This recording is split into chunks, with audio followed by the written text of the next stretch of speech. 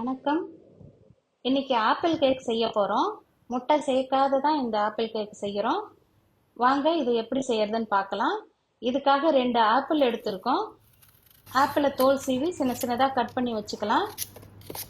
ஒரு பேன்ல 3 table spoon salted butter சேர்த்துக்கிறோம்.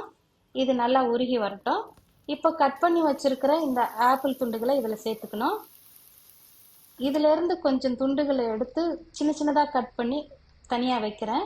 இது கடைசியில் சேர்க்க போறோம். ஒரு 1/3 கப்பு சுகர் சேர்க்கிறேன்.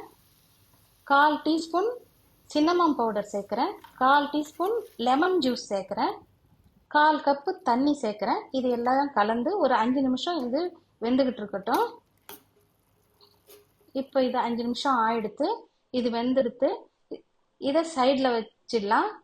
இது நல்லா ஆறட்டும். அதுக்கப்புறம் இதை மிக்சியில் அரைச்சிக்கணும். இப்போ ஒரு பாத்திரத்தில் 1 கப்பு கோதுமை மாவு, 1/4 கப்பு பால் powder, 1 teaspoon baking powder, 1/4 teaspoon baking soda இதையெல்லாம் சேர்த்து நல்லா சலிச்சுக்கணும். இப்போ இந்த மாவை நல்லா கலந்து விட்டுக்கலாம். இப்போ இந்த இறக்கி வச்சிருக்கிற இந்த ஆப்பிள் நல்லா ஆறிடுத்து. இந்த பழத்துண்டுகளை மட்டும் மிக்சி ஜாரில் சேர்த்து முதல்ல அரைச்சிக்கலாம். அதுக்கப்புறம் இந்த மீதி இருக்கிற தண்ணியை சேர்த்து அரைக்கலாம். இப்போ இதை அரைச்சிட்டு வந்துடலாம். இப்போ அரைச்சிட்டு வந்தாச்சு. இதில் இந்த வெந்த தண்ணியும் சேர்த்து ஒரு 1/4 டீஸ்பூன் வெனிலா எசன்ஸையும் சேர்த்து அரைச்சிக்கணும். இப்போ அது அரைச்சாச்சு. இப்போ கலந்து வச்சிருக்கிற இந்த மாவில் இதை சேர்த்து நல்லா கலந்துக்கணும். இப்போ ஒரு டேபிள் ஸ்பூன் பால் இதில் சேர்த்துக்கிறேன். இது நல்லா கலந்து வந்துடுச்சு. இப்போ நம்ம எடுத்து வச்சிருக்கிற அந்த பழத்துண்டுல பாதி இதில் சேர்த்து கலந்துக்கிறேன்.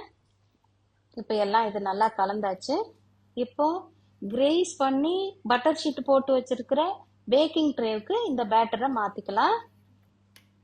மாற்றிட்டு நல்லா சமப்படுத்திட்டு இந்த மீதி இருக்கிற அந்த பழத்துண்டுகளை இது மேலே போட்டுக்கலாம். இப்போ மைக்ரோ ஓவனை கன்வெக்ஷன் மோடில் 180 டிகிரிக்கு ப்ரீ ஹீட் பண்ணதுக்கப்புறம் அதே 180 டிகிரியில் 45 மினிட்ஸுக்கு இதை பேக் பண்ணி எடுக்க போகிறோம். இப்போ பேக் ஆகிக்கிட்டு இருக்கு. இப்போ டைம் ஆயிடுத்து. இப்போ எடுத்துக்கலாம். பாருங்க நல்லா வந்திருக்கு. இதை நல்லா வெந்திருக்கா அப்படின்னு சொல்லி செக் பண்ணலாம். நல்லா வெந்திருக்கு. இதே மாதிரி நீங்களும் செஞ்சு பாருங்க, சாப்பிட்டு பாருங்க. உங்க அனுபவம் எப்படி இருந்ததுன்னு கமெண்ட் பண்ணுங்க. இந்த வீடியோ உங்களுக்கு பிடிச்சிருந்தா லைக் பண்ணுங்க, ஷேர் பண்ணுங்க, சப்ஸ்கிரைப் பண்ணுங்க. நன்றி, வணக்கம்.